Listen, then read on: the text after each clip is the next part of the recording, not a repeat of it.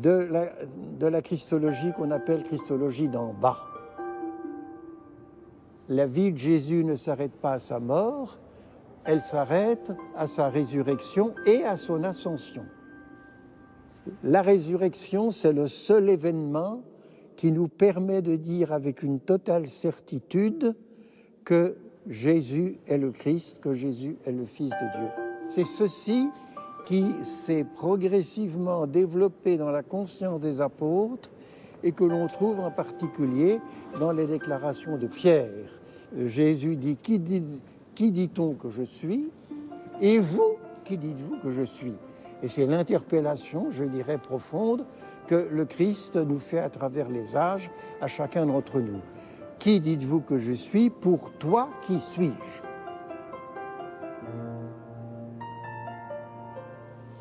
La certitude, elle se trouve dans l'élan de la réponse. Tu es le Christ. À qui irions-nous? Tu as les paroles de la vie éternelle.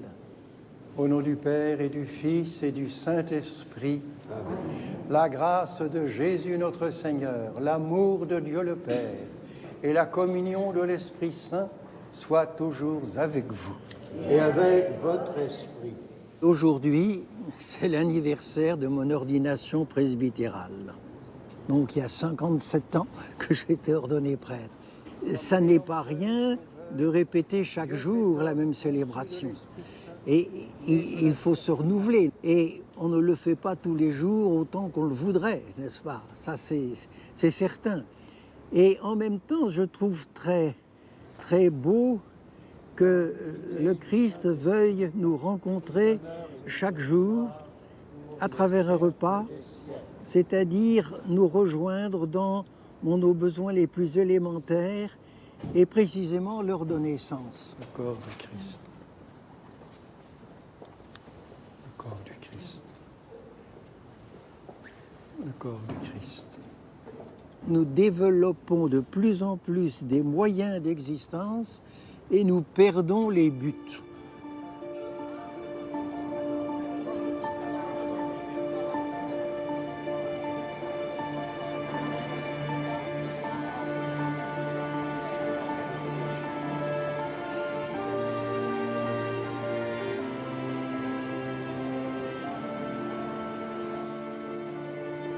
J'ai traversé cette place, je ne sais pas combien de fois.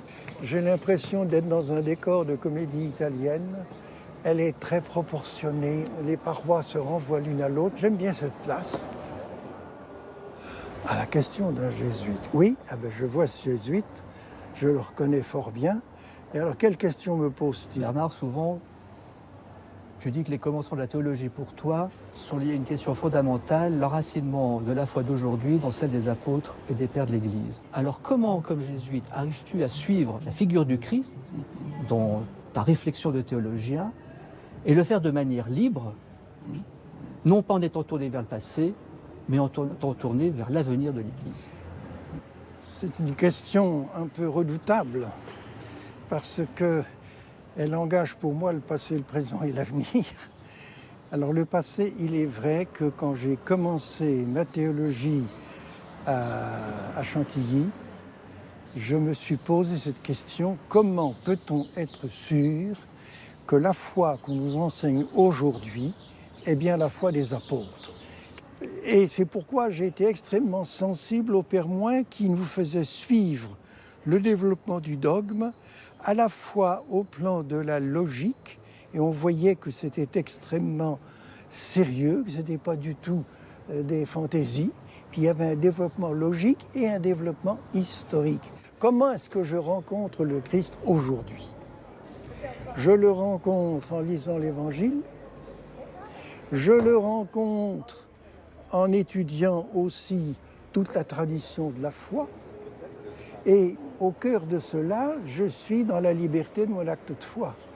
Il est évident que l'acte de foi est profondément libre et que toute la recherche théologique que j'ai faite, je l'ai faite sur le fondement d'un acte de foi.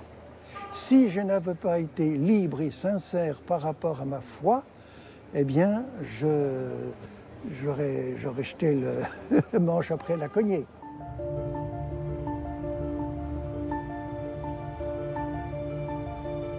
Eh bien oui, j'étais là et je m'en réjouis encore aujourd'hui. J'étais arrivé à Rome la veille au soir.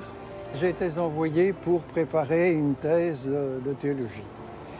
Alors je me suis dit, eh bien le 11 octobre, ouverture du concile, je n'ai qu'une chose à faire, c'est d'aller place Saint-Pierre. Et je suis venu là et j'ai vu la grande procession des évêques qui a traversé toute la place Saint-Pierre pour entrer dans la basilique. Un moment théologique, c'est un moment où il se passe quelque chose de fort, une nouveauté réelle dans la vie de l'Église, une chose qui était imprévue et qui a orienté le cours de la vie de l'Église de manière nouvelle. Je dirais qu'à Vatican II, j'ai éprouvé un grand soulagement de voir l'Église se prêter à l'aggiornamento.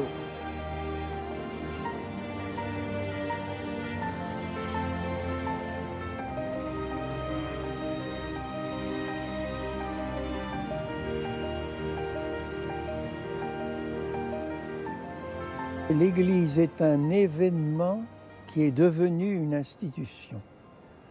Un événement parce que son fondement, elle est fondée sur l'événement de Jésus de Nazareth.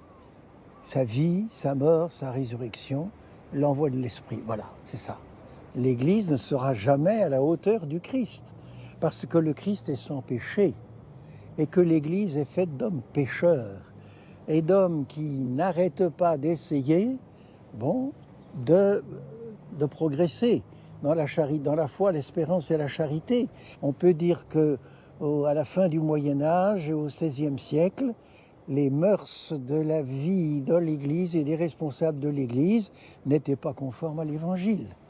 Et que l'on comprend cette réaction de Luther et des autres. Bon, je ne peux pas justifier, si vous voulez, cette affirmation solennelle de tout un tas de grands principes ou des béatitudes, et puis le fait de voir que certains papes de l'époque avaient une vie pas simplement médiocre, mais une vie pécheresse. Écoute Bernard, je suis très heureux de cette occasion de communiquer avec toi et même de communier. Et c'est l'occasion de saluer 50 ans d'amitié. Il est vrai qu'à l'époque, l'unité chrétienne était peut-être pas au bout du chemin, mais enfin pas très loin. Alors que maintenant, il semble qu'il y ait un peu un ralentissement. Alors, la question que je voudrais te poser, quels sont d'après toi les obstacles qui demeurent pour que nos églises, la tienne, catholique et romaine, et la mienne, luthérienne et réformée, soient en pleine communion d'autel et de ministère? Bien que tu sois à Rome, tu peux quand même me donner une réponse vraiment évangélique.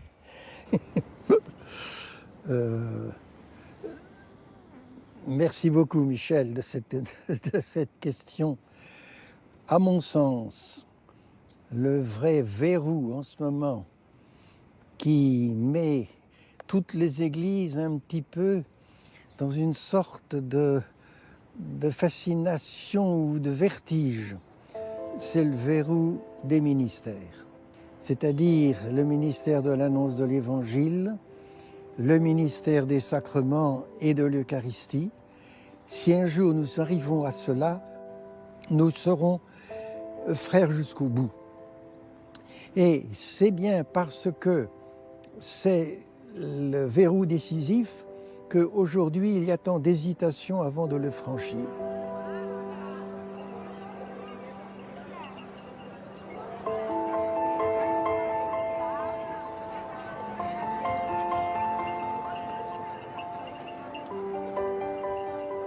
Vous aurez toujours des gens pour vous dire on se protestantise.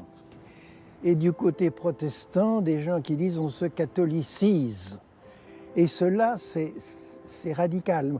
En ce moment, si vous voulez, le frein, et qui alimente, enfin qui permet à ce verrou de fonctionner, hélas, le frein, c'est le fait que, je pense du côté catholique, que le nombre de ceux qui sont véritablement atteints par le désir de l'unité est beaucoup trop faible. Combien de catholiques aujourd'hui sont habités vraiment par le désir de l'unité?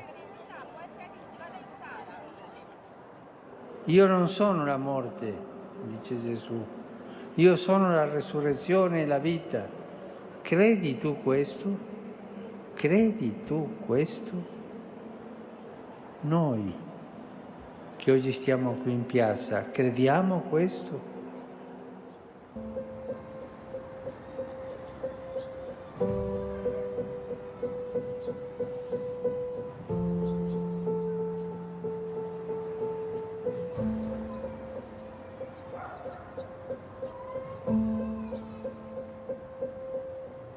Nous sommes créés pour le bonheur.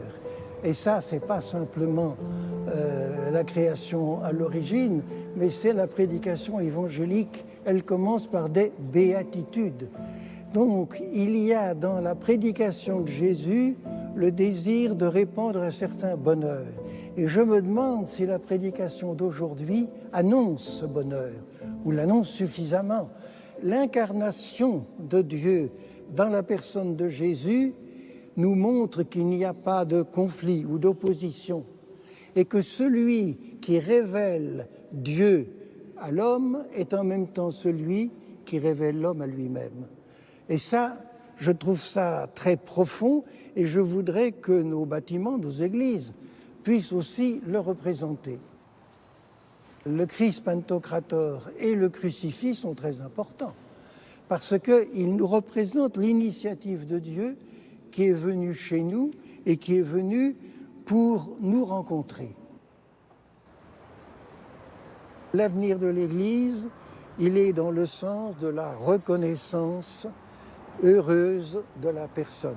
Et je pense qu'il faut que nous sortions le plus possible d'une Église cléricale, gouvernée surtout par les prêtres et les évêques, mais que nous puissions avoir une Église dans laquelle le peuple puisse faire corps ecclésial, que tous les chrétiens engagés se sentent vraiment responsables de leur Église.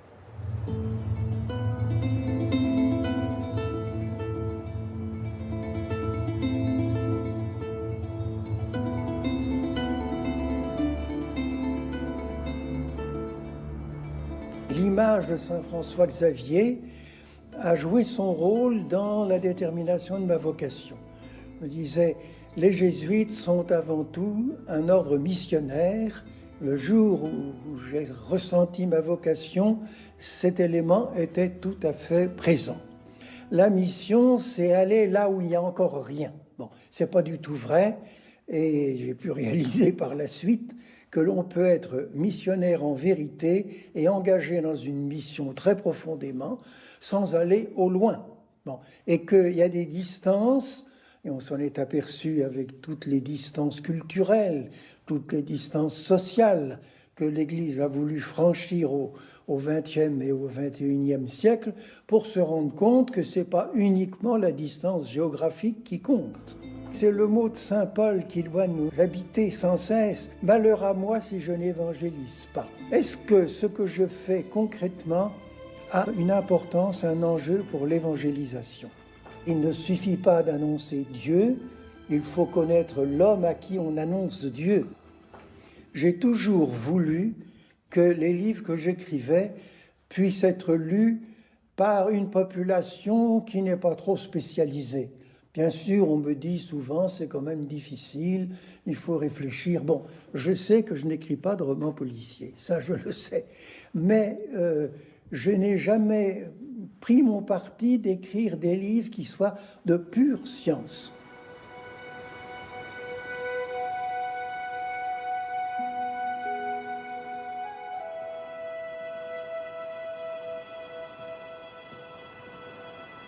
Je ne dis pas que j'ai réussi la vie la meilleure que le Seigneur aurait voulu pour moi, parce que je sais que je suis resté pécheur, que je ne me suis pas donné suffisamment aux autres.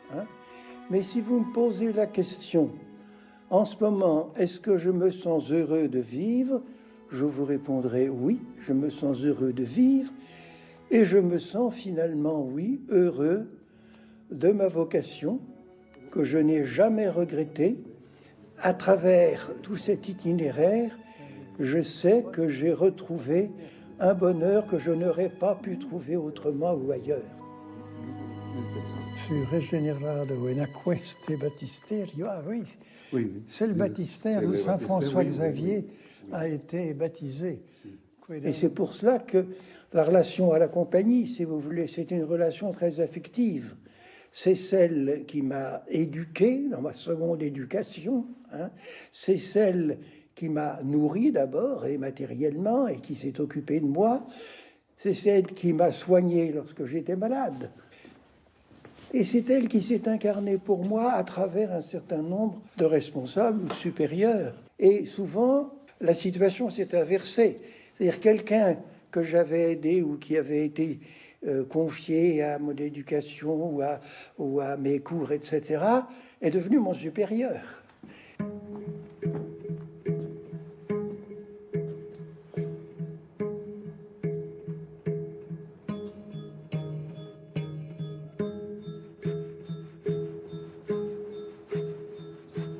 Il est impressionnant, ce Christ. Il n'est pas simplement impressionnant au plan esthétique, spirituellement, il dit énormément de choses.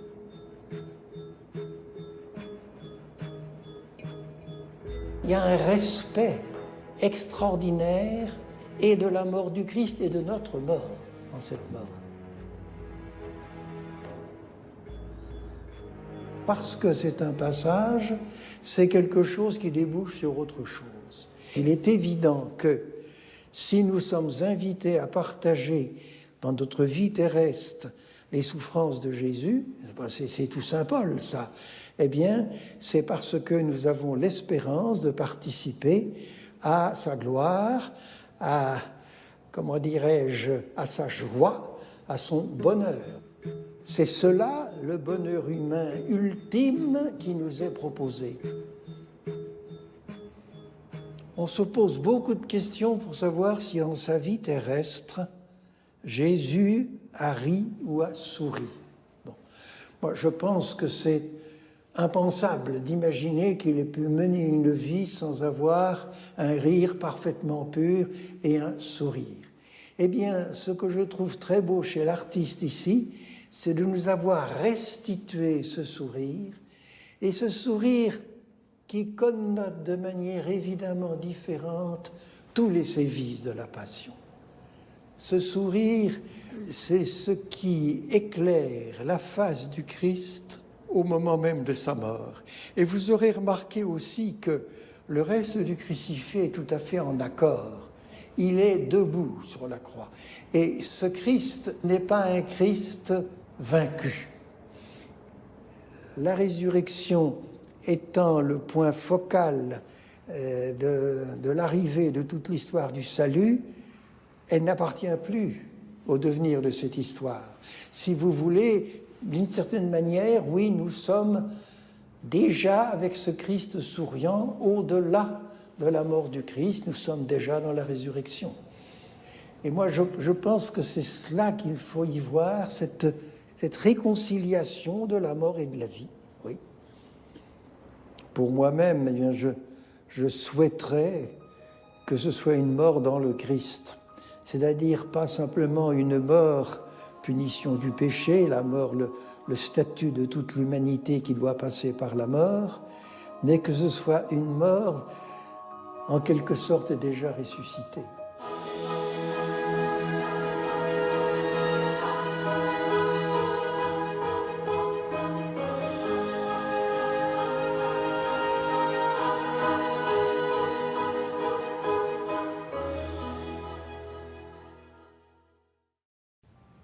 Je vous rappelle que vous pouvez retrouver toutes les émissions des Chemins de la Foi sur notre site france.tv. Très bonne semaine à tous. À présent, voici Nagui et tout le monde veut prendre sa place.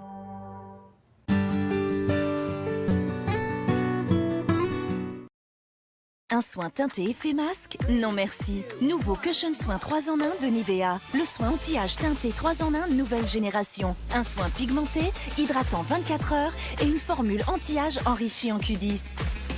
Pour 3 actions sur votre peau. Unifie le teint, hydrate toute la journée et laisse une peau plus lisse. Nouveau Cushion Q10 de Nivea, le soin anti-âge teinté 3 en 1 nouvelle génération. À emporter partout avec vous.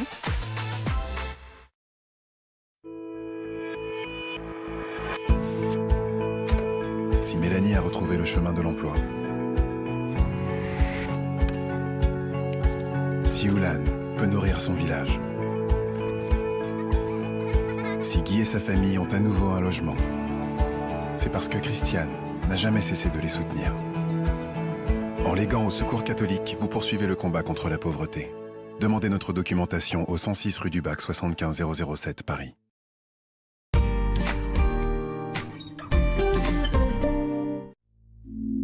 Sur France TV ce soir. France 2, Lolo avec Danny Boone. France 3, nouvel épisode des Enquêtes de Morse. France 4, King Kong tombe amoureux de Naomi Watts. France 5, les 10 derniers jours de Marine Le Pen. France O, cap sur le Nord-Est et Bahia dans Passion Outre-mer. À voir sur France TV ce soir. Retrouvez les mystères de la basilique et tous nos programmes en allant sur France.tv. Bonne soirée. Toujours irrésistible en un instant devant votre jeu avec le dentifrice Formule Rouge d'Emaille Diamant. Souriez, c'est la magie du blanc Emaille Diamant.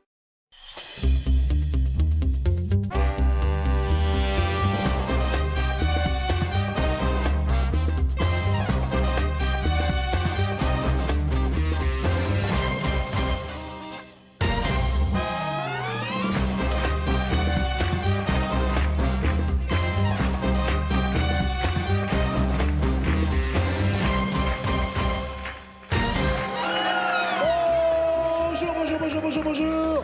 Tout le monde veut prendre la place de notre nouvelle championne. Première victoire pour MC Marie-Christine. Bonjour. Tout va bien, Marie-Christine? Oui, tout va très bien, merci. Je vais vous Bonjour appeler à MC, tous. Marie-Christine. Pardon? Je vais vous appeler MC et pas Marie-Christine. MC. Moi, Marie, si vous voulez. Mais non, Plutôt. MC, maître de cérémonie comme MC Solar, MC vos initiales, MC parce que en plus vous avez gagné avec un questionnaire basé sur des wesh, des armas, des MDR, des PTDR, des LOL et des balèques. Vous avez 2100 €, vous avez refusé 2600 €. Allez-vous le regretter ou pas? En tout cas, Christine, elle est partie avec 2700 € en nous disant qu'elle ne regrettait pas d'avoir refusé les 6000 €. Vous faites quoi dans la vie, MC? Je suis contrôleur de gestion sociale. Ah oui, donc vous avez géré l'argent aussi, j'imagine, il y a des dossiers, nombreux dossiers. Oui. Dans quelle région travaillez-vous? En région parisienne. Là, vous démontez les portes. Oui, c'est ça. Et vous démontez les champions, vous l'avez prouvé. Soyez la bienvenue, en tout cas, Marie-Christine. Puis tout à l'heure, ceux qui ont joué en présence de Christine attendront évidemment le tirage au sort pour savoir qui parmi vous aura les 2700 € comme la championne qui est partie hier. Voici Nathalie, François, Ségolène, Grégory, Sylvie et Brieux. Allez, on joue. Ça va, Nathalie? Oui, très bien, merci. Ravi de vous accueillir, en tout cas. Bonjour. Vous êtes de Grenoble? Grenoble, oui, c'est ça. Très bien. Vous avez fait du sport? Oui, tout à fait, en salle. Voilà. Ah, en salle? Oui, Vous avez depuis pas 1 an et demi. Courir dans les bois, dans la rue? Non. Non, je m'aventure pas trop de ce côté-là. D'accord. Voilà. Ouais, c'est vrai que ça dépend de quel bois. Il y a des bois où il vaut mieux exactement. éviter. Voilà, Ouais, je suis mais dans d'accord. l'Isère, il faut éviter, voilà. Ah bon? Vaut mieux, ouais. C'est vrai? Ouais, vaut mieux. Il y a des loups-garous? Un petit peu, ouais. Et des pervers, ok. Voilà. Donc on va faire attention. C'est ça. Donc vous allez en salle. Ça veut dire donc avec. On a cette image des salles de sport. Je sais pas si c'est. Pardon, toujours pareil, mais plein de miroirs partout. Ça sent la transpiration un peu partout aussi. Il y a de la musique un peu fort. Voilà, c'est ça, mais il n'y a pas de miroir là en fait dans cette pardon, salle, donc d'accord. c'est l'avantage de cette salle et Ok. du coup il y a plusieurs machines. Donc, Et alors justement, vous faites quoi? Du ouais, vélo, donc du beaucoup de rameur? cardio, voilà, rameur, vélo elliptique, voilà, après côté muscu aussi. Le vélo elliptique. Oui, le vélo elliptique, oui. C'est un concept, en effet. C'est quoi le vélo elliptique? Alors vélo elliptique, c'est comme si on grimpait sur une montagne, mais on fait marcher les bras en même temps. Voilà. C'est-à-dire que c'est une espèce de pédale, pas en du fait. vélo Si, c'est du vélo, mais un peu... Voilà, c'est un peu bizarre, je sais pas comment vous expliquer ça. Bah oui, En je vois fait, bien, on vous- grimpe sur la montagne, comme ça, tout en faisant marcher les bras, en fait. Ah, les voilà, pieds et les... exactement, C'est voilà. plus du ski de fond à ce moment-là, non? Ouais, C'est-à-dire plus que ou c'est moins. sur les pieds Enfin, et moi, les je me jambes. vois plus sur une montagne, c'est pour ça que je dis ça. Sauf qu'on fait le geste de la marche ou Oui, pas? voilà, si, c'est ça. D'accord, Ouais, donc ouais. c'est pas vraiment le ski de fond. Le ski de fond, ça Non, glisse. c'est la marche on reste à vraiment plat, en hauteur. Mais là, voilà. vous levez le pied. Voilà, et exactement. ainsi de suite. Voilà. D'accord. Donc, Très selon bien. le niveau, après, C'est le bien niveau ça de difficulté. Voilà, oui, c'est très bien. Ouais, c'est très bien. C'est la machine que vous aimez? Oui, j'aime bien, jusqu'à ce que je comprenne comment ça marche, en fait. Voilà. Eh ben, vous venez de m'expliquer. Bah, en effet, en fait, moi, je regardais les autres faire, donc je m'étais dit, c'est pas si difficile que ça à faire cette machine. Donc, je l'ai faite sans l'avis d'un coach, voilà. Je l'ai faite jusqu'au jour où un coach m'a vu faire, il est venu me voir, il m'a dit, mais vous le faites à l'envers. Et ça faisait 6 mois, en fait, que je le faisais Ah, vous à l'envers. descendiez la montagne, en fait, c'est ça. Oui, la montée. 6 mois à l'envers. Et je voyais les calories descendre, donc je m'étais dit, ça fonctionne, quoi. Voilà. Donc ça marche dans les deux sens. Non, Voilà. parce que et peut-être que dans un sens, on maigrit, dans l'autre, on grossit. Non, c'est pas ça. C'est sûrement ça, ouais. C'est ça. Jouons avec Daniel Balavoine.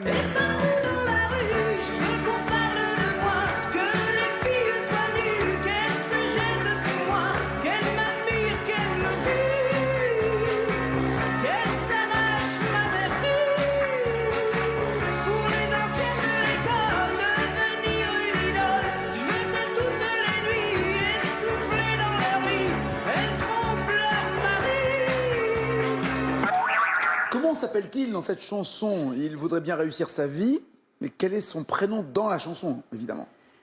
Parce que quel est le prénom d'Annie Balavoine? On a arrêté de poser ce genre de questions ici. Hein. S'il vous plaît. Dans la chanson, il s'appelle Thierry, Henri, Alexis, Jérémy.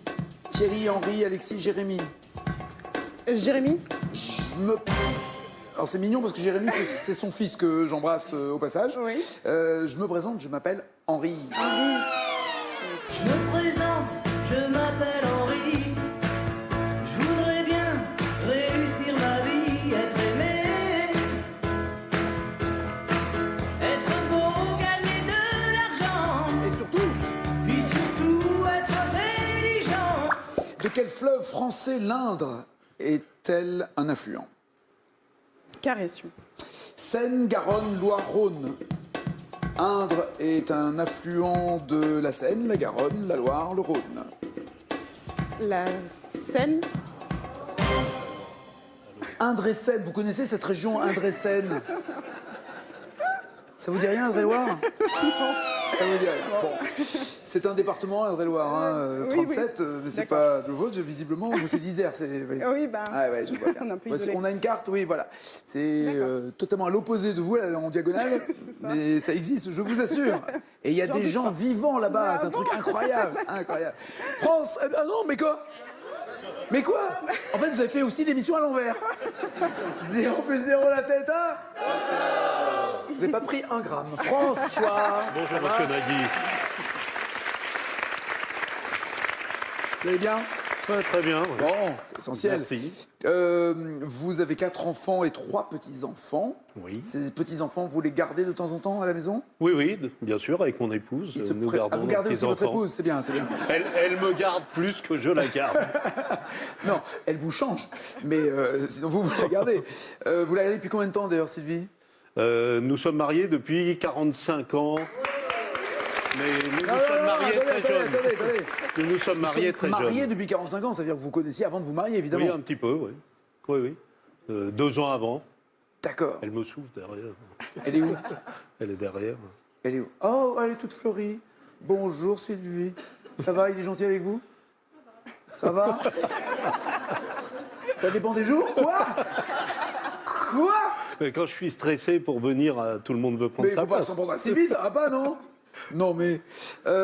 donc, et alors, les petits-enfants. Là aussi, c'est l'un de vos petits-enfants Oui, qui est là. Léandre, l'aîné des petits-enfants. Salut Léandre. Alors, il y a donc Léandre qui... Léandre, et puis 2 petites filles. Qui se prénomment qui s'appellent Marlène et Isor. D'accord. Et alors, est-ce que vous avez les 3 en même temps par moment ou ils se relayent pour les- Oui, mais rarement. Parce qu'ils sont éloignés au niveau du domicile. Donc, Et ils n'ont pas tous les mêmes parents, j'imagine, parce que vous avez 4 alors enfants. Julien qui est là, qui est le papa de Léandre, est le papa de Marlène aussi. Ah ouais. Et puis Une fois qu'il a trouvé le mode d'emploi, il a continué, d'accord. ok, d'accord. à son papa et sa maman. Mais son papa, qui s'appelle Sébastien, qui habite le Kremlin D'accord. 17, dans la région parisienne. Est-ce que vous avez une occasion de réunir tout ce beau monde? Oui, en fait, bien sûr. Pour, pas forcément les fêtes de fin d'année, mais il y a peut-être une fête familiale où vous réunissez tout le monde? Mais on a fêté, ça fait déjà un certain temps, nos 40 ans de mariage avec 60 personnes pendant 3 jours. Oh Ça là a été une réussite. On m'a dit que vous étiez dans un état. On m'a dit que vous étiez dans un état, que vous rouliez sous la table. Pas à cette occasion-là.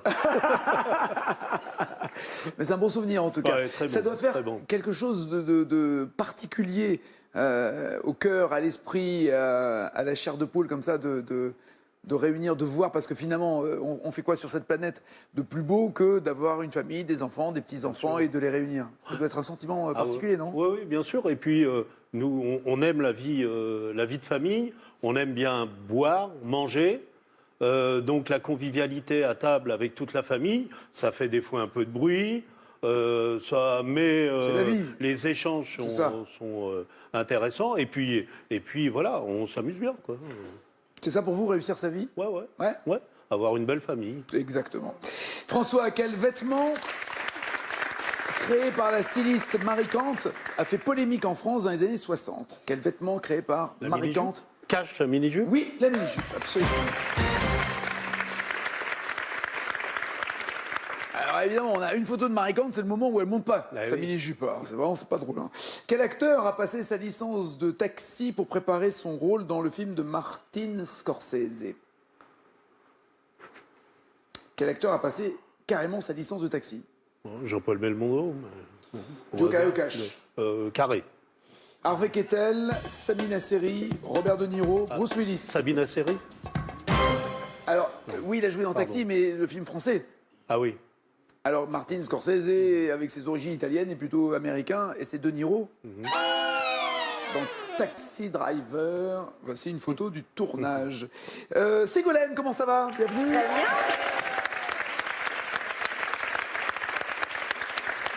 Vous achetez du matériel publicitaire, Oui, c'est-à-dire vous achetez exactement. des produits vierges de toute marque. Oui, par exemple, des porte-clés, objets, des clés USB, des stylos, des machins. Mais aussi de l'édition, de l'imprimerie, c'est-à-dire des brochures, des affiches, tout ce qui concerne la publicité en fait. D'accord. Et après, vous imprimez dessus. Je fais imprimer, le oui, logo. tout à fait, les créations faites par les sociétés, les annonceurs.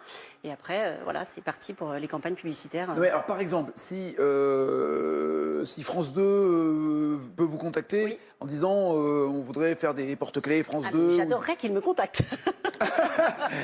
Il faut voir le budget qu'ils ont pour ça, des mugs et compagnie. Exactement, et c'est tout à fait alors, ça. Sur quel genre de support Surtout, en fait, ça dépend des Qu'est-ce occasions. qui est demandé en ce moment, par exemple?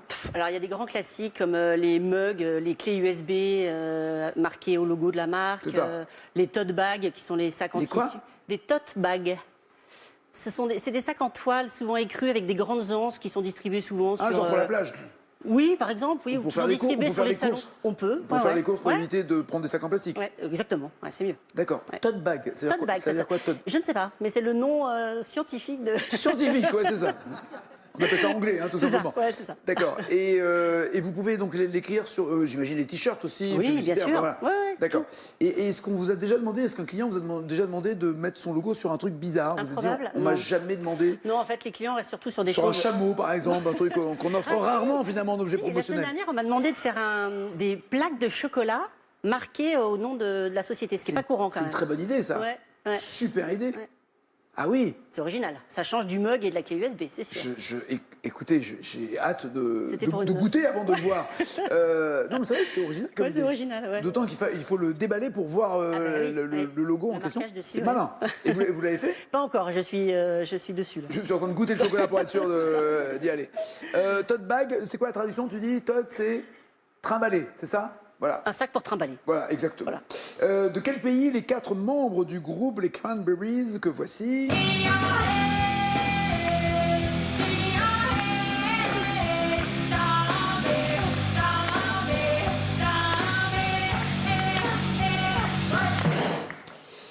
Avec Dolores O'Riordan qui malheureusement nous a quittés il y a quelques mois. De quel pays sont-ils originaires? Cache, l'Irlande. Très bien.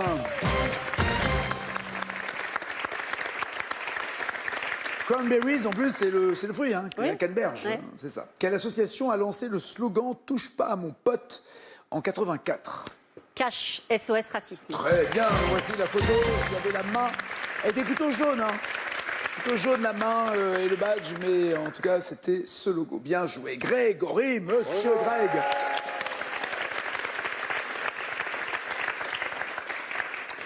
Vous avez déjà fait plusieurs métiers, j'imagine, dans votre vie, ou des jobs d'étudiants, dont travailler dans un fast-food. Exactement. Et là-bas, vous faites des blagues, vous, dans les fast-food. Déjà, la première blague, pour certains, c'est d'y manger, mais vous déjà, faites... déjà, de base déjà, et même d'y travailler des fois. Hein, dans un sens. ça, je sais pas, j'ai jamais fait. C'est bizarre d'y travailler? Bah, c'est particulier, quand même. C'est vraiment particulier, c'est des horaires décalés, c'est de la restauration, donc, et puis rapide en plus, donc c'est dans le speed constamment, Ouais. des horaires des fois des amplitudes très horaires, larges. c'est vrai Ouais, on peut faire du matin jusqu'au soir avec une coupure au milieu de 2-3 heures, etc. Enfin, Donc, ça, ils n'ont pas le droit, si? Après, c'est quand même espacé. Par exemple, on va travailler matin. Genre on va à 7h du matin, vous pourriez non, embaucher? si on commence à 7h, par contre, si tu commences à 7h, on finit à midi, 13h, des trucs comme ça. Voilà, et là, c'est la fin de la par journée, contre, là. Voilà. D'accord. Après, par contre, on peut faire 10h, 13 ou 14h. On refait une pause, on revient à 18h jusqu'à 23h, minuit. Ah, c'est une etc. grosse pause, mais Voilà. ça coupe, mais en même temps, ça fout tout en l'air. C'est-à-dire qu'on peut pas. On peut rien faire. Ni faire des études à côté de ça, ni avoir un autre boulot à mi-temps, ni rien. D'accord, ça Voilà. coupe tout. Exactement. D'accord. Vous avez fait ça dans quelle région, vous? En région parisienne, là où D'accord. j'habite. Et quel genre de blagues vous faisiez? Les blagues, vous faisiez à qui? Aux clients ou... Alors, non, là, c'était entre nous. On avait avec des collègues, on avait eu l'idée de mettre un seau d'eau sur la porte du vestiaire des filles. Parce qu'on est très sympa, nous, avec les filles. Et il se trouve que, par acquis de conscience, j'ai dit, de l'eau, les gars. Par acquis de conscience, vous avez employé l'expression quand même. Hein. Ouais. Vous avez des problèmes de conscience quand vous faites des vannes comme ça, vous? J'ai dit, non, on va pas faire ça. C'est trop commun, l'eau. Pas de l'huile à frites bouillante. Pas bouillante. Non, pas de l'huile. Il y a eu un peu d'huile. Non. On a mis un petit peu tous les sodas. On a mis des restes de sauce. Enfin, un mélange. Tout ce qui pouvait être liquide et bien gras. Voilà. Mais pourquoi sur les filles, les pauvres? Qu'est-ce qu'elles vous ont fait? Bah parce qu'on était entre mecs et voilà. Et que déjà, à partir de 2, ça devient con, quoi. C'est ça? Voilà, Mais exactement. non, mais non, mais franchement, la vanne, c'est d'une... Pardon, j'adore les vannes, mais là, c'est méchant. C'est-à-dire qu'elles vont se retrouver engluées, salies, tachées. Il y avait des douches, quand même, dans le boulot? Non. Oh. Quel voyou. Et là, quand même, où ça a marché ou pas? Ça a marché, mais... Que sur une, j'imagine. Oui, mais c'était pas une collègue qui est rentrée. C'était la manager. Yes! Bien fait!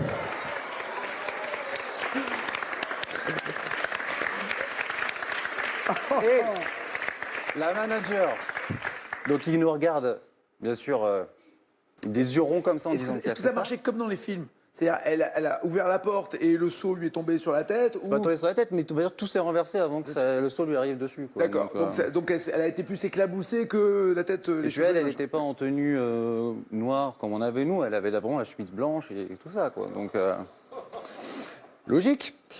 Et donc... le ketchup, l'huile et la totale, ouais, c'est magnifique dégueulasse. avec les sodas.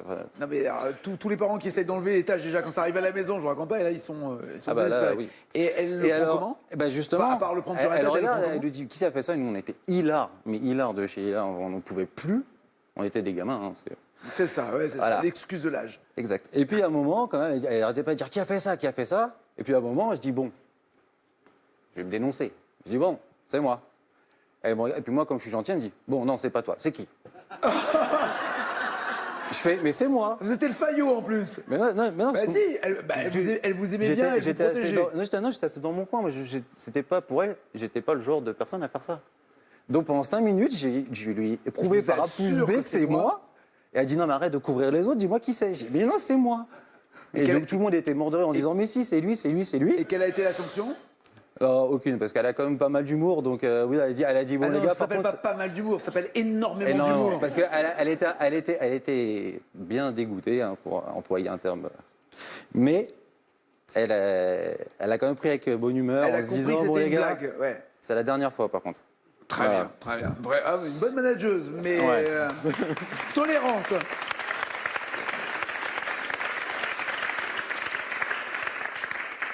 Je m'adresse à l'équipe, alors voyez.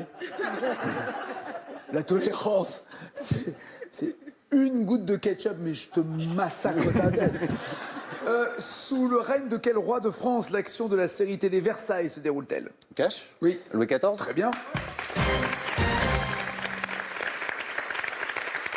Selon le titre d'une pièce de Jean Giraudoux, quelle guerre n'aura pas lieu? Cash? La guerre de Troie? Très bien. Sylvie, bienvenue Sylvie. Mais toi, vous allez pouvoir vous occuper de Grégory, puisque vous êtes infirmière en... Oui, j'ai un bon client. Infirmière en... Psychiatrie. Voilà, très bien. Voilà. Ça, on va pouvoir s'occuper. Vous avez survolé une forêt. Oui. Vous avez volé même, le sentiment de... Oui, à mon avis, oui. doit être celui d'un oiseau, non? Ouais, c'est au-dessus de la canopée au Costa Rica, en mode tyrolienne. Voilà. Donc on est au-dessus de la forêt. Vous êtes accroché à un fil, à une poulie. À des fils, hein. Vous tenez, il faut bien tenir, parce que vous êtes à quelle hauteur, là, vous savez? Ah, bah ça, il y a des endroits, c'était 30 mètres quand même. Donc on est vraiment au-dessus des arbres qui sont déjà très hauts. Ah, ok, on voit oui, les rivières. c'est pas des bosquets, quoi. C'est une vraie. Ah non, c'est une vraie forêt. Grande. On est vraiment au-dessus de la canopée. Hein. C'est génial, non? C'est magnifique. C'est une expérience incroyable. Alors, donc là, vous êtes quand même sécurisé. Alors, justement, oui, on est entraîné au départ. On nous fait un petit parcours. On nous montre bien tout le maniement du matériel. D'accord. Donc, on a un filin, on a un gant de cuir plus un harnais. Okay. Et le gant de cuir nous permet de éventuellement freiner si on prend trop d'élan entre deux arbres. Ah oui, vous avez le gant sur le fil. Alors, oui. Ou sur la poulie. Oui, sur le filin.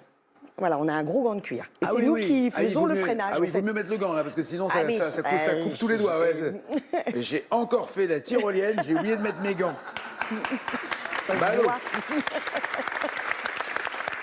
Ah oui, donc vous gérez la vitesse. Voilà, parce qu'on peut prendre vraiment beaucoup d'élan entre deux. Et vous êtes dans quelle position? Genre en position de l'oiseau qui vole? Non, on est allongé, en fait, les pieds devant. Il faut bien mettre ses pieds devant, bien droit. Ok. Et on est allongé, comme ça. D'accord. Voilà, et on est... Et il faut des abdos, quand même, pour tenir. Ouais. Oui. Bah oui, quand même. Enfin, bon, il y a la peu... Il y a quoi? La pesanteur. La pesanteur? Non, c'est pour tomber, la pesanteur. C'est pas pour vous tenir en l'air. Non, non.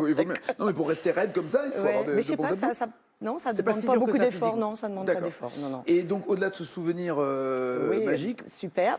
Après, ça avait très bien commencé. Il faut prendre de l'élan, on va vite? L'élan, on le prend parce qu'il y a quand même un dénivelé d'arbre en arbre et on arrive sur des plateformes. À chaque fois qu'on arrive sur un arbre, il y a une plateforme en fer ajourée. Hein, donc on est bien dans le vide quand même, même debout. Et vous avez la tête qui tourne un peu? Vous avez le vertige? Moi, j'ai pas trop le vertige, donc ça va. Et on est réceptionné par des jeunes hommes qui sont là pour sécuriser à chaque arrivée sur chaque plateau, chaque plateforme. Ils vous reçoivent avec un seau d'huile, de ketchup Ils sont beaucoup plus sympas au Costa Rica. Tu vois, Greg? Tu vois? Ils sont civilisés là-bas. Je vais leur apprendre, c'est pas grave. Et le dernier parcours, par contre, ça s'est pas très bien passé. Aïe. Oui, en fait, il nous avait dit, là, c'est le plus grand... en fait, dénivelé? Oui, d'arbre. On voyait l'arbre très très loin, on voyait les gens très petits sur l'autre arbre. Et là, ils nous ont dit, il faut y aller à fond. Donc c'était pas la pente qui était importante, c'était la distance. C'était la dernière, le dernier parcours. Il était très long. Et ils nous ont dit, là, surtout, vous freinez pas, vous allez à fond, à fond. Donc, moi, je suis partie à fond, hein, comme ils disent. Hein, moi, je suis tout ce qu'on me dit. J'ai explosé la cabane d'arrivée. Non, malheureusement, il y a eu un coup de vent et je me suis mis à vriller. Je me suis mis au milieu du parcours à tourner. Vous avez fait l'hélicoptère? Voilà, ce qui n'était pas prévu. Ce que Grégory a essayé plein de fois dans sa vie déjà. Et du coup, ça m'a freiné. Ça m'a freiné et j'ai continué le parcours, mais je sentais bien que j'avais plus assez d'élan. Et je me suis immobilisée à 10 mètres de l'arbre, à peu près, dans le vide. Ah et oui, là, mais là, on peut pas descendre, là. Ah, on peut rien faire. Ah non. On peut rien faire. Et là, justement, je me disais, mais qu'est-ce qui va se passer? Parce que là, je suis ils ont loin. Ils n'ont pas un câble de sécurité pour Non. Et donc là, on est un peu seul quand même. On se dit, voilà, on est au-dessus de tout, de la forêt, dans le vide, et je peux rien faire. Et là, je vois un jeune homme qui met ses deux mains sur le filin, il lance ses deux pieds, et il a avancé vers moi, et il est venu me tirer comme ça, sans rien. Sans filin, sans rien du tout. Enfin, oui, j'entends bien. Sans équipement, j'entends. Sans équipement. Sans équipement. Voilà, alors que nous, on est super sécurisés et eux, ils viennent comme ça. À main nue? À main nue, sur pieds le câble, nus. Et il m'a tiré. Oui, j'ai compris. Pour vous récupérer, on va dire. Et vous Voilà. raccompagnez à bon port. Tout à Très fait. bien, très bien. Sylvie, qui a chanté en 2016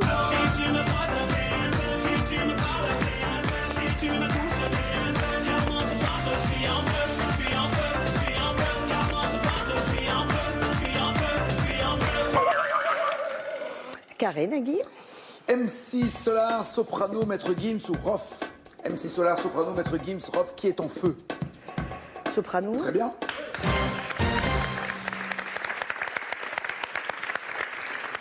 Quelle pierre a permis à l'égyptologue Champollion de traduire les hiéroglyphes?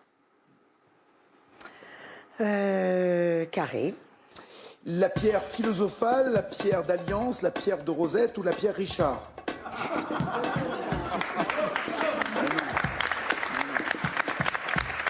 Pierre philosophale, pierre d'alliance, pierre de Rosette ou pierre Richard? Pierre philosophale. Non, c'était Rosette. Non, c'est la pierre de Rosette.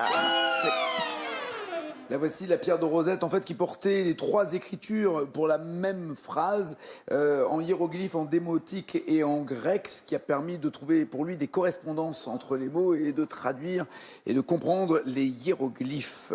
Elle a été découverte en 1799 par des soldats français dans la ville donc, de Rosette, au delta du Nil, lors de la campagne d'Égypte de Napoléon Bonaparte. Brieux, comment ça va? Bonjour. Alors vous, l'histoire, vous adorez? J'imagine que ça aurait été plus facile pour vous de répondre à cette question. Vous aimez quel moment de l'histoire? Je me suis passionné très tôt pour la Deuxième Guerre mondiale. D'accord. Voilà, cette période-là, période très noire. Mais Et c'est l'histoire avec un grand H qui vous a donné envie de raconter, vous, des histoires, parce que vous êtes romancier? Oui, enfant, j'ai visité les plages du débarquement et ça m'a marqué. Et après, on cherche à comprendre. Et puis après, on cherche aussi à écrire des histoires. Les deux s'entremêlent. Et puis voilà. Est-ce que dans vos histoires, il y a des faits réels ou c'est de l'imaginaire uniquement? C'est un mélange des deux. Je me base sur des personnages réels et après, je crée une fiction autour. Vous en avez écrit combien de romans? Alors là, j'en suis à 1. C'est votre premier roman, voilà. D'accord. Qui a forcément donc une part autobiographique, sinon c'est pas drôle. Il y a un peu de vous. Il y a toujours un petit peu dans le sens, j'ai fait un voyage à l'île Maurice en vacances et c'est un autre débarquement là-bas, ouais, c'est ça. C'est plus loin dans le temps. C'est ça. Et du coup, ça m'avait tellement plu les paysages et puis aussi les amis que j'ai pu rencontrer là-bas.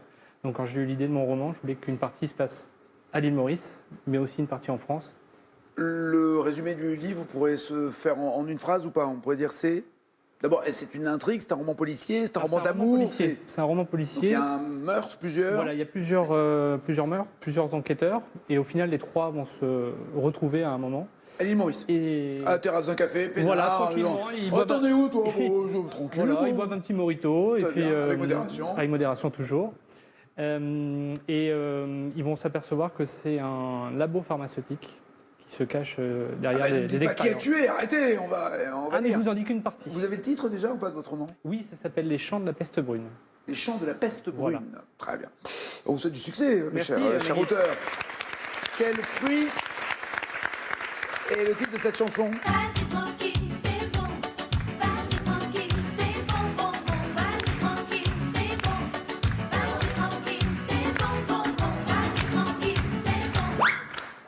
Cache les fruits de la passion? Exactement. Il a longtemps hésité entre banane et fruits de la passion, et il a choisi fruits de la passion. Selon, c'est Francky. Selon Pierre Desproges, quel savant grec a démontré que lorsque l'on plonge un corps dans une baignoire, le téléphone sonne? D'après Pierre Desproges, un savant grec a démontré que lorsqu'on plonge un corps dans une baignoire, le téléphone sonne. Duo. Hippocrate ou Archimède? Archimède. Bah ouais, la vanne, elle est quand même avec le vrai. Savant grec. Normalement, tout corps plongé dans un fluide subit une poussée verticale égale au poids du fluide déplacé. Ça, c'est Archimède qui a découvert ça et qui a crié Eureka et qui est parti dans la rue tout nu en criant Eureka parce qu'il avait trouvé ça. Et Pierre Desproges en a fait cette vanne. C'est vrai qu'il faut avoir quand même le point de départ d'Archimède pour comprendre la vanne de Pierre Desproges. Et voici la championne!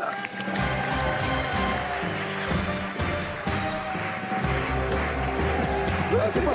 Je viens pour vous aider, c'est la Toulouse. Installez-vous, Marie-Christine. 2100 € pour Marie-Christine en une victoire. Nathalie, Sylvie, à bientôt. Mesdames, merci. François, Ségolène, Grégory et Brieux sont les 4 qui restent dans la deuxième manche. Voici leur cadeau. Bravo à tous les 4. Sandaya vous offre un week-end en cottage pour 4 personnes dans l'un de ses 16 campings en France ou en Espagne.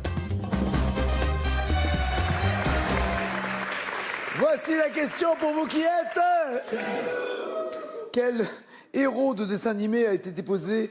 Ah non, pardon, mais avant même de commencer, il faut quand même que je donne la bonne nouvelle à vous qui aviez joué pendant que Christine était championne. Vous avez, vous aussi, gagné 2700 €.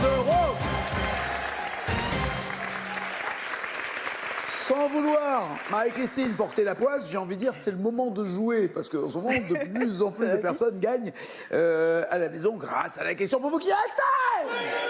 Quel héros donc de dessin animé a été déposé dans un cirque par une cigogne? 1. Nemo. 2. Dumbo. 3632 au téléphone, 7 21 21 par SMS. Et il y a déjà 2100 € dans la cagnotte d'MC.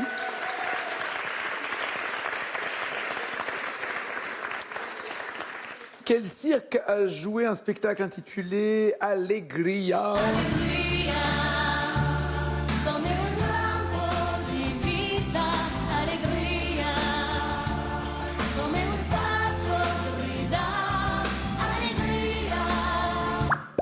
Le cirque de la Lune ou le cirque du Soleil?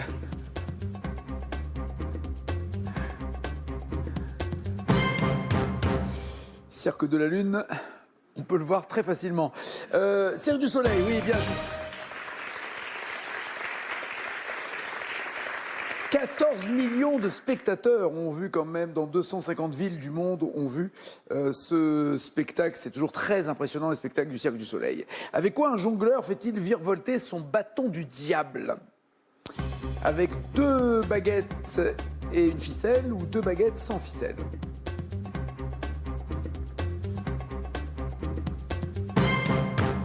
Avec ficelle pour Ségolène, sans ficelle pour les autres. Qu'en dites-vous, MC? J'aurais dit sans ficelle. Exactement. On a même des images pour vous le prouver.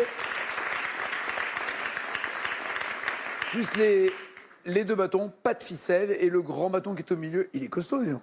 Il a une vitesse. Ah, il ralentit un peu. Ah, il va plus vite. Ok, d'accord. Ok. Oh, il arrive à changer de t-shirt en même temps. Très impressionnant. Incroyable. Quel est le titre de cette marche militaire?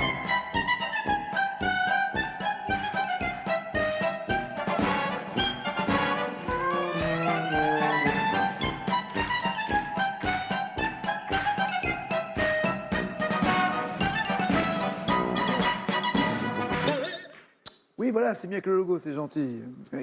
Quel est le titre donc de cette marche militaire devenue une célèbre musique de cirque? L'entrée des gladiateurs ou le départ des officiers? L'entrée des gladiateurs ou le départ des officiers? Tout le monde, ou presque, dit l'entrée des gladiateurs, le départ des officiers pour François.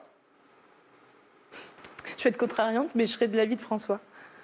En même temps, cette musique, on imagine mal des gladiateurs sur cette musique-là. Ouais, ça fait pas très... Les gladiateurs. Hey, bonjour les gladiateurs. Alors que le côté, moi j'étais officier, maintenant je me casse. Hey, salut. C'est vrai. C'est logique. Ouais. Mais c'est pas ça, c'est ça. C'est donc. Donc l'entrée des gladiateurs. Ouais, c'est ça, l'entrée des gladiateurs, absolument.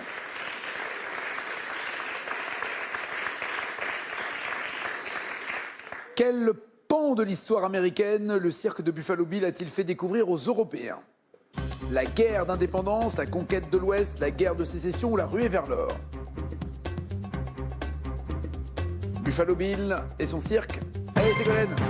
La ruée vers l'or pour Ségolène, la guerre de sécession pour François, la conquête de l'Ouest pour Grégory et Brieux. Moi, j'aurais dit la conquête de l'Ouest. Parfait.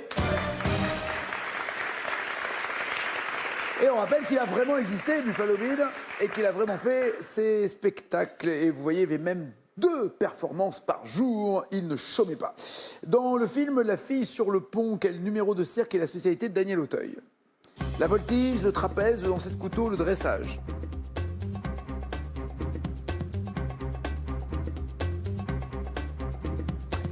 Le trapèze pour Grégory, lancer de couteau pour les autres? Lancer de couteau. Parfait. Film de Patrice Lecomte. En noir et blanc. avec Daniel Auteuil. À Paris, le cirque d'hiver a la forme d'un polygone, mais combien y a-t-il de côtés? 6, 8, 10 ou 20? Combien de côtés du cirque d'hiver? 6, 8, 10 ou 20 côtés? Ce qui est marrant, c'est que vu comme ça, on a l'impression que ce sont des scores. Pas du tout. Ok, ce sont des côtés. 6 pour Brieux et François, 8 pour Ségolène, 10 pour Grégory. Combien de côtés au cirque d'hiver? Au hasard, je dirais 8. Non. 6. Non. 10. Non plus. C'est pas vrai. C'est 20. Oh, c'est magique, personne n'a trouvé. Et Grégory redescend, il passe de 10 côtés à 6 points. Ce qui est un peu dommage. Seul en tête pour l'instant, Brieux avec 9 points.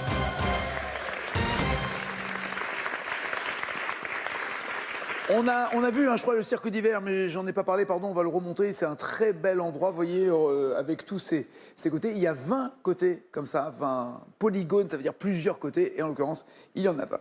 Question cash, vous répondez correctement et vous avez en écrivant, et vous aurez 5 points. Quel chanteur voit-on sur la piste d'un cirque dans le clip de...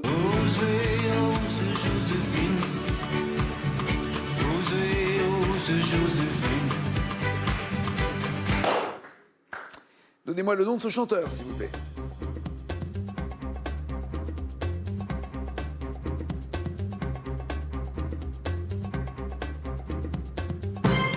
Parfait, oui, Alain Bachung, avec une jeune fille qui jouait de la guitare, qui avait encore oublié de mettre un vêtement, et un cheval blanc qui faisait le tour de la piste. Avec quel autre clown Foutit a-t-il formé un duo qui a diverti le public de la Belle Époque?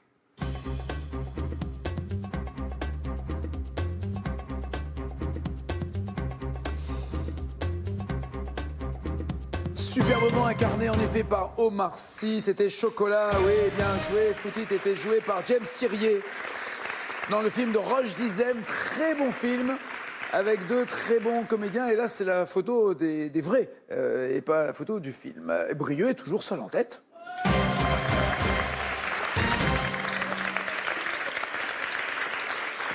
Moi, je serais vous, je me méfierais parce que... il n'a pas la tête d'un romancier qui a envie de se marrer. Hein. Il y a 3 meurtres en plus dans son roman. Faites gaffe, MC. Ça va? Je vous dérange pendant que vous triez vos courses? Non, très bien. C'est pour François? Excusez-moi, oui, tout à fait. Très bien. François, dans quel film Louis de Funès doit-il être rasé par un faux éléphant lors d'un numéro de cirque?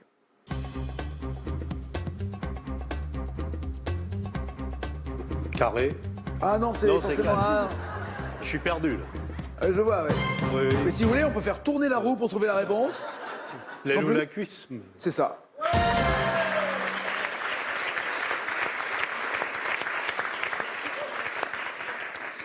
Ah, dites donc, François, heureusement que Sylvie est là et qu'on sait ce qu'elle fait. Hein. Ségolène, en 2018, quelle principauté a accueilli son 42e festival international du cirque? Monaco. Très bien.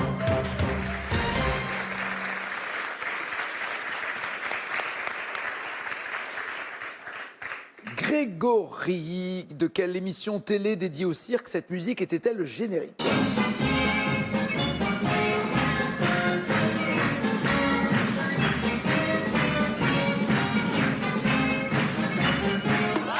La piste aux étoiles. Très bien.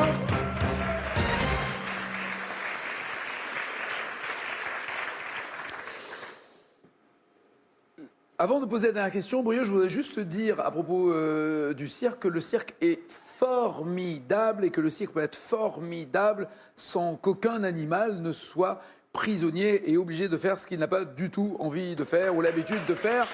Aussi, le cirque, ça peut être formidable sans animaux prisonniers et maltraités. Brieux, vous êtes challenger si vous me donnez la bonne réponse à cette question. En 1974, quelle femme clown crée avec son mari l'École nationale du cirque?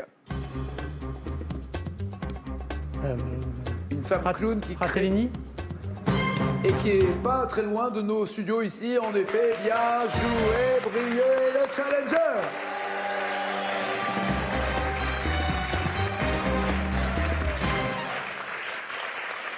En tout cas, je vous salue tous les 4 parce que vous avez bien bossé et vous avez de jolis scores. Ouais, super score. À bientôt, Ségolène, Grégory, François, merci. Brieux, voici votre cadeau avant la finale. Brieux, vous avez gagné un séjour au Futuroscope pour 4 personnes. Plongez dans l'atmosphère fantastique du parc et découvrez notamment la nouvelle attraction, l'extraordinaire voyage. Voilà, pour Brieux, Marion, enfant, enfin vous y allez en famille. Question à la maison, dites-nous quel héros de dessin animé a été déposé dans un cirque par une cigogne entre 1. Nemo, 2. Dumbo, 3632 au téléphone, 7 21 21 par SMS. Petite tension quand même, petite nervosité, vous avez compris? Il a pas la tête du mec qui est venu pour déconner, vous voyez, il veut le fauteuil. Oui. Enfin, je me détends. Pardon?